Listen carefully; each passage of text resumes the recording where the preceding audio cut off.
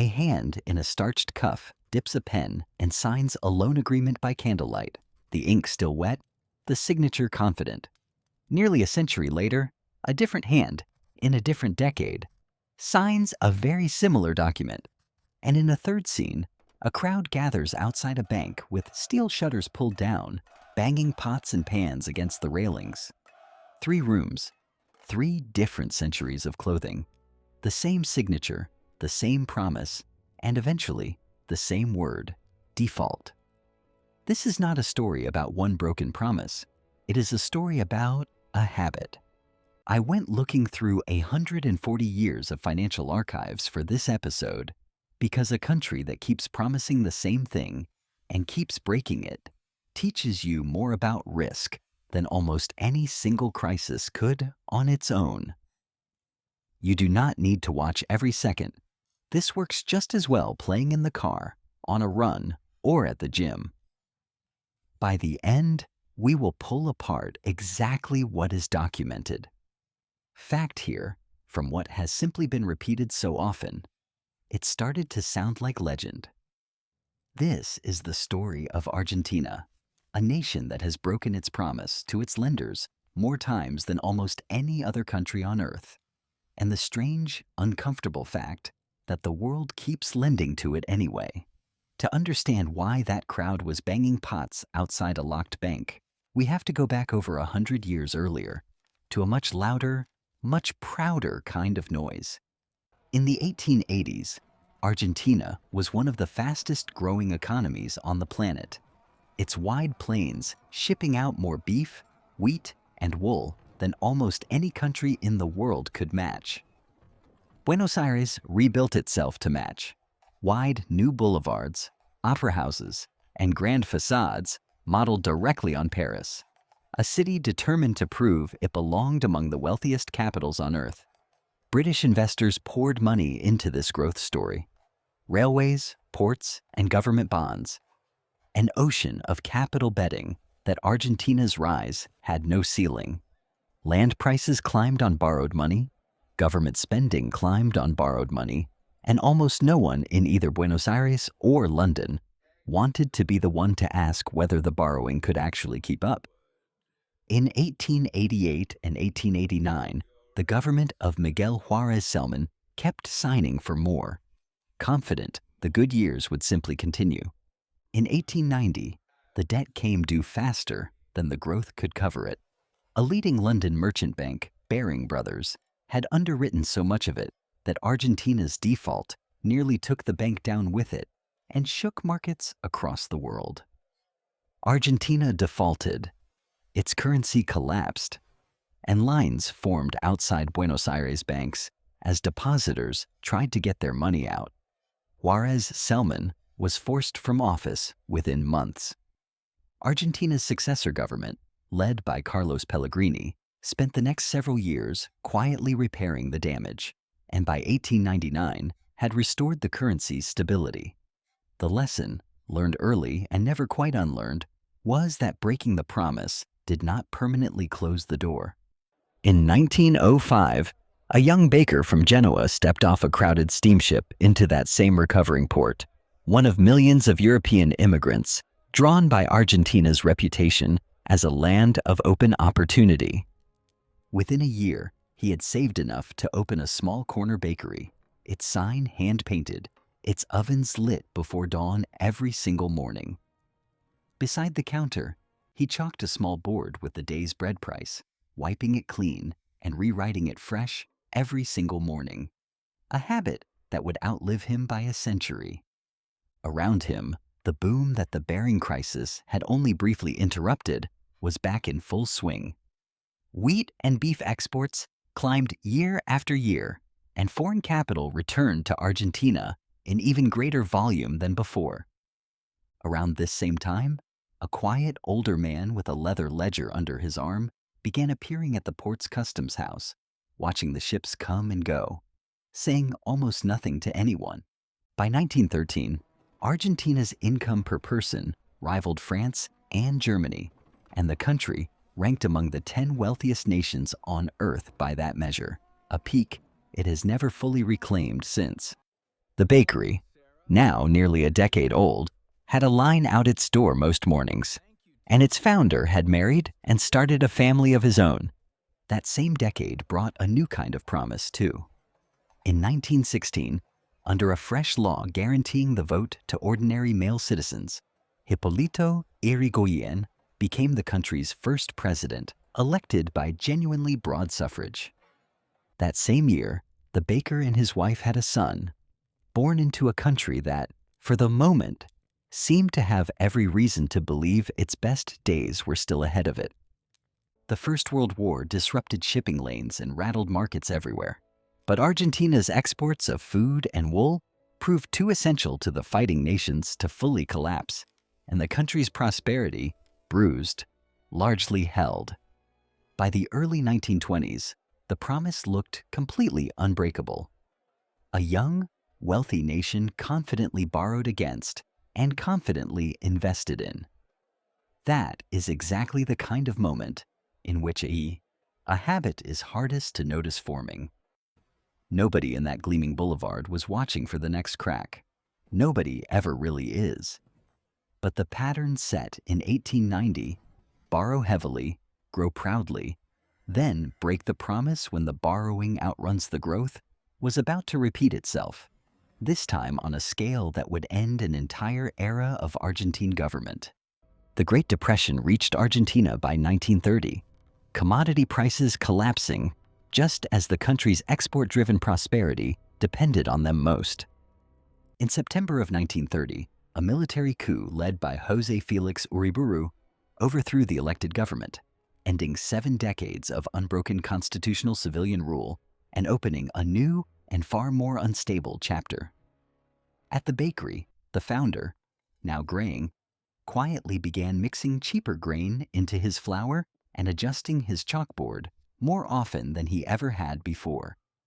Over the next 4 decades, elected governments and military juntas would trade power back and forth so many times that historians still argue over the exact count.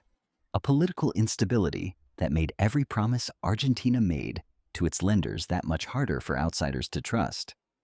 Out of that instability, by the mid-1940s, a colonel named Juan Peron had built an enormous following among Argentina's industrial workers, promising them wages, pensions, and a dignity the old export economy had never fully extended to them.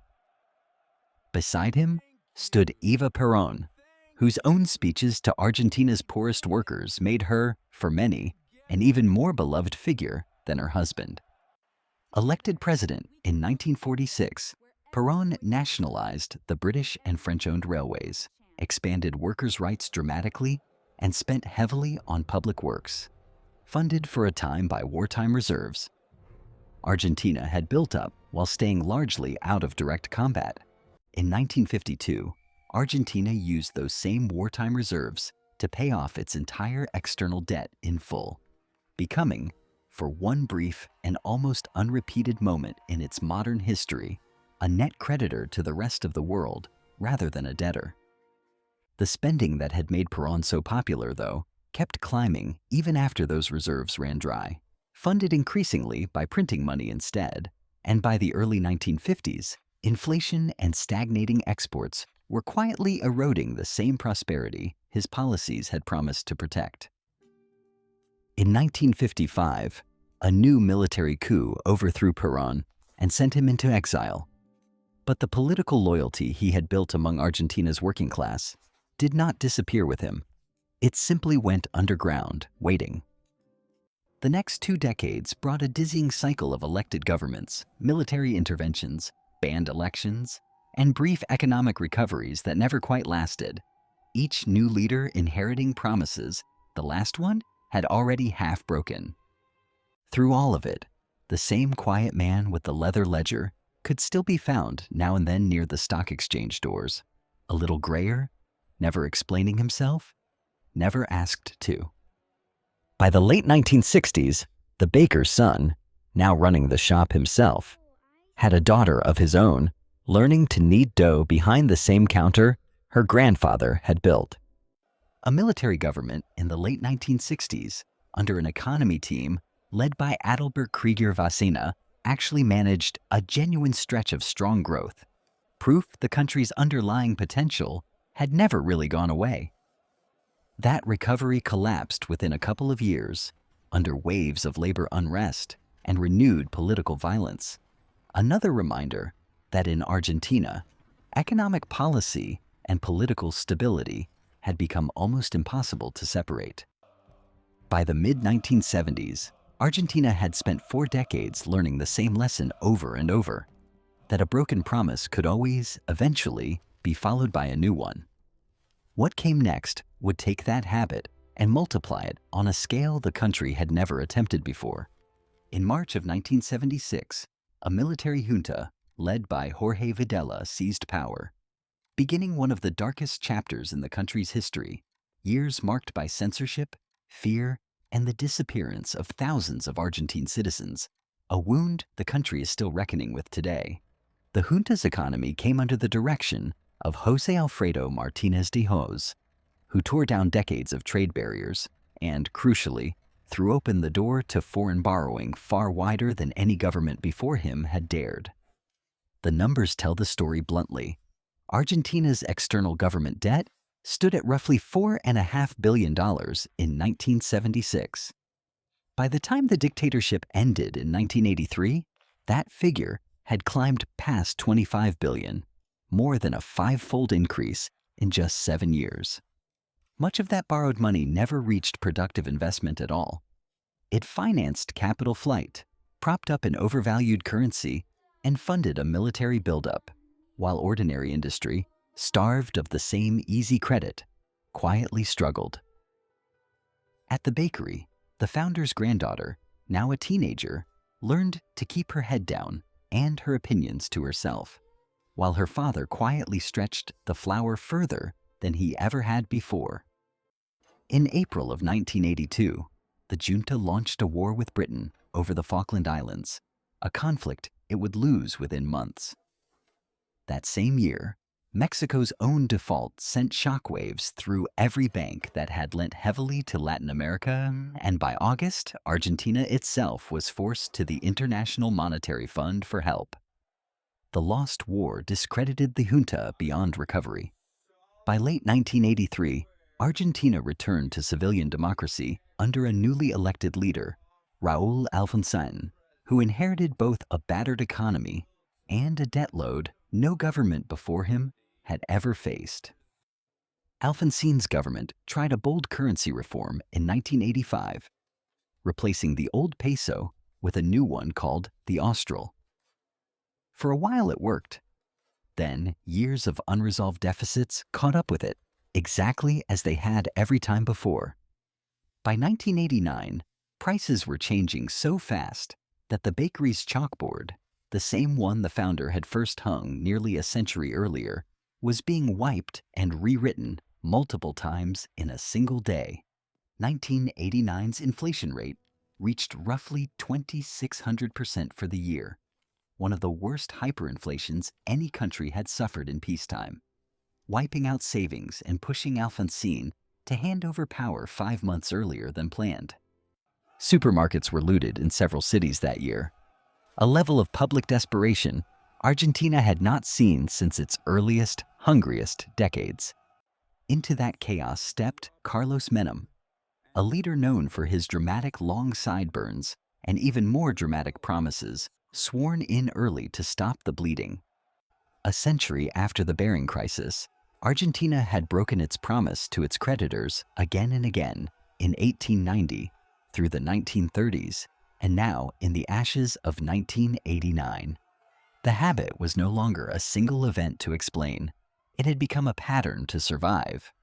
In 1991, Menem's economy team, led by Domingo Cavallo, launched the boldest fix yet, a law fixing the peso to the United States dollar at a rate of exactly 1-to-1, and legally requiring the central bank to hold enough dollars to back every peso in circulation.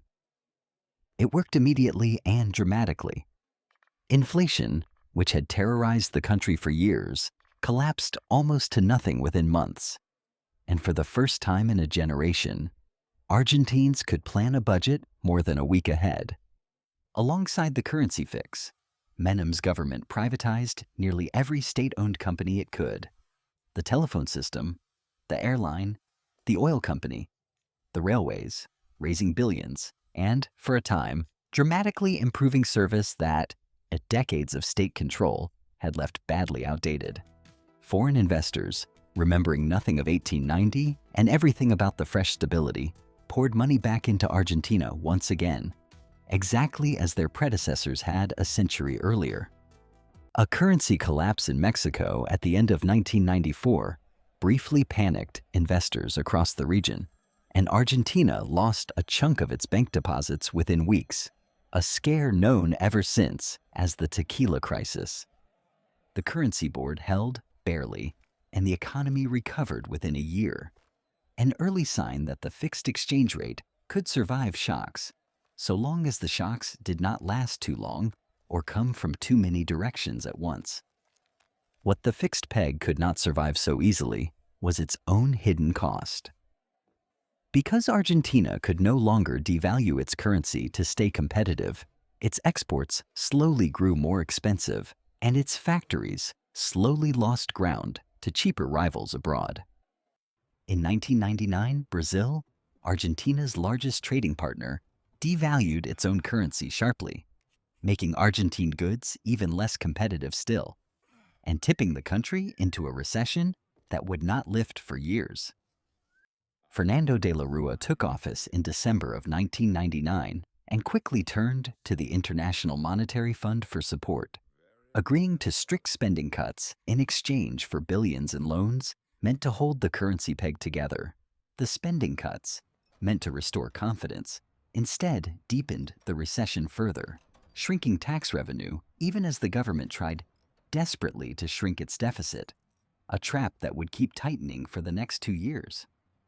Through the second half of 2001, Argentines, increasingly nervous about their savings, began quietly withdrawing deposits and converting pesos into dollars, a slow-motion bank run building beneath the surface. On the 1st of December, 2001, the government imposed the corralito, freezing most bank accounts and sharply limiting how much cash Argentines could withdraw each week, in a desperate bid to stop the outflow before the whole system collapsed. This is the same scene we opened with. Argentines, who could not reach their own savings, began banging pots and pans in the streets in protest, a sound that quickly became the defining noise of the crisis and gave the movement its name, Que se vayan todos, let them all go. The bakery pulled its own shutters down early that week, the granddaughter watching the street through a narrow gap, her son, barely a toddler, asleep in the back room, unaware of any of it. De la Rua resigned on the 20th of December amid the riots, and in the chaos that followed, Argentina cycled through 4 more leaders in just 11 days before Eduardo Duhalde was finally installed by Congress to stabilize the country. Argentina formally defaulted on over $100 billion of debt, the largest sovereign default the world had ever seen up to that point, and within weeks abandoned the dollar peg entirely. The peso, freed from its decade-long peg, lost roughly 3/4 of its value within months. Savers who had trusted the one-to-one promise watched their dollar-equivalent wealth evaporate almost overnight. Unemployment climbed past 1/4 of the workforce, and the share of Argentines living in poverty roughly doubled within 4 years, from about 1 in 4 to well over half the population, before the worst of it finally began to ease. A new economy minister, Roberto Lavagna, spent the following months stabilizing prices and the exchange rate without letting the crisis spiral into full hyperinflation, a quieter kind of achievement that got far less attention than the chaos before it. The fixed peso had been sold as the cure that would finally end the habit for good. Instead, it became the mechanism for the worst break yet. The lesson repeated itself one more time. A promise that looks unbreakable is usually just a promise whose cost has not come due. Nestor Kirchner took office in May of 2003, and for much of the next 8 years, Argentina grew rapidly again. powered largely by a global boom in soybean exports and a currency now weak enough to make Argentine goods cheap once more.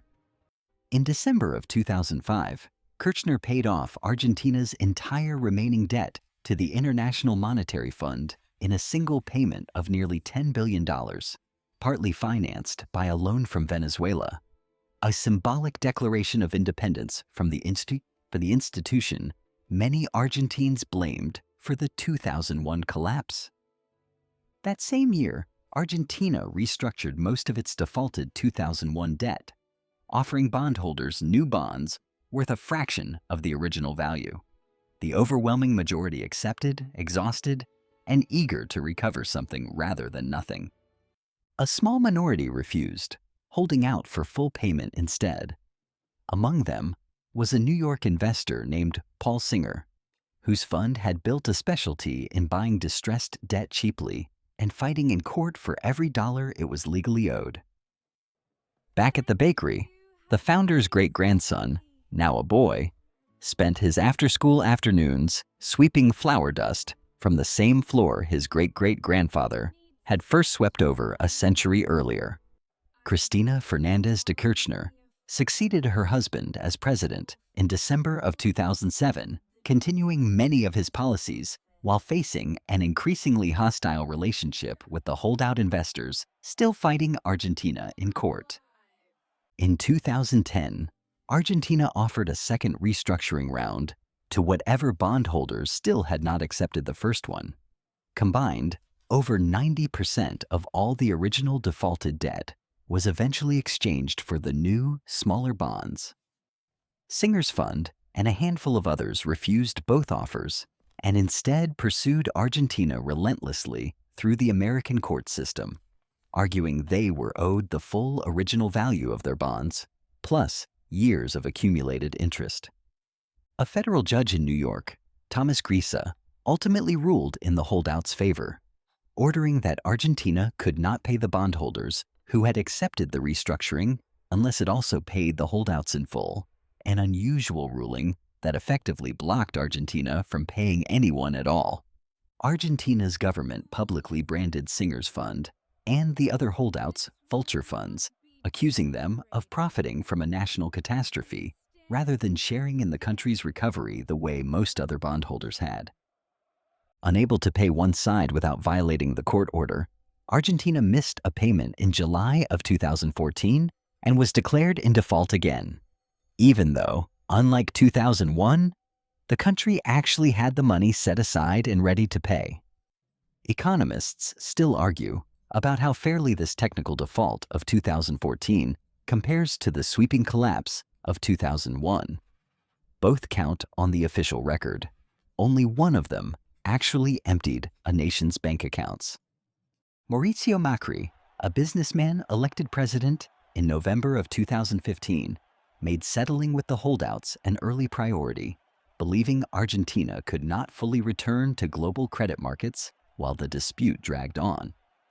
In February of 2016, Argentina agreed to pay the holdouts roughly $4.5 billion, about 3/4 of what they had originally demanded, finally ending a legal fight that had run for 15 years. Within weeks, Argentina issued a new round of international bonds and was flooded with orders from investors eager to lend again. A pattern by now so familiar, it barely surprised anyone who had studied the country's history. 2 years later, in 2018, a currency slide forced Macri back to the same lender Kirchner had proudly paid off in 2005, the International Monetary Fund, for a record loan of $57 billion, the largest in the fund's history. The fund itself later acknowledged that the program did not deliver on its own objectives. The currency kept sliding, inflation kept climbing, and by 2019, voters had had enough. A new government, with Alberto Fernández as president and Cristina Fernández de Kirchner as his vice president, restructured the bonds again in 2020, but slipped into default on other obligations along the way. By most historians' counts, Argentina's ninth sovereign default since its independence 2 centuries earlier.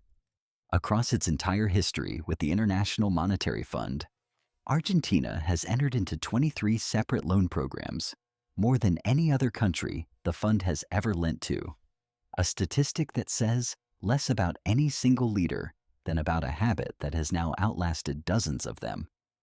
In 2023, a wild-haired economist and outsider named Javier Milei won the presidency campaigning against what he called the political caste, and famously wielding a chainsaw at rallies as a symbol of the spending cuts he promised to make. Once in office, Milei devalued the currency sharply, slashed government spending across the board, and eliminated dozens of state agencies and subsidies almost overnight, an approach he and his supporters called shock therapy. By his second year in office, inflation had fallen sharply from its earlier peak, and the government reported its first budget surplus in over a decade, results his supporters call vindication and his critics call a temporary calm, bought at the cost of real hardship for the poorest Argentines. Both readings appear in the same set of numbers, and which one proves true is still being written. In October of 2025, Milei's party won a decisive victory in Argentina's midterm elections, nearly doubling its seats in Congress, a strong signal that, for now, enough voters were willing to keep betting on this particular version of the promise. That same period brought yet another International Monetary Fund arrangement, tens of billions of dollars more. A reminder that even a government built around cutting the state down to size still needed the same old lender everyone before it had needed too. 4 generations after the founder first hung his hand-painted sign, his great-great-grandson now runs the same bakery on the same corner, still wiping the same worn chalkboard clean every time the country's promises change again. It would be easy to blame any one leader for all of this. It would also be wrong. Argentina's pattern runs through leaders of every ideology, military and elected alike, because the deeper causes sit underneath any single administration. An economy still heavily dependent on a handful of exported commodities, a long history of spending during good years that outpaces what bad years can sustain, and a form of self-fulfilling credibility problem, where each past default makes lenders demand higher interest for the next loan, which then makes the next default that much more likely. We promised you, at the start of this episode, that we would separate the documented record from the legend. Here is that reckoning, point by point. The legend says Argentina is simply a uniquely reckless country. The record says otherwise. Dozens of nations have defaulted repeatedly across history, and several wealthy countries, including the United States and Britain, defaulted or restructured debt in earlier centuries too. What makes Argentina distinctive is the frequency within living memory, not some unique national flaw. The legend often reduces every crisis to simple corruption. The record shows real corruption at several points, but also shows honestly intentioned policies, like the currency peg, that failed for structural reasons even without any theft involved at all. The legend often treats every default the same. The record shows 2001 emptied real bank accounts and doubled real poverty, while 2014 was a legal technicality over money Argentina had already set aside, a meaningfully different kind of failure.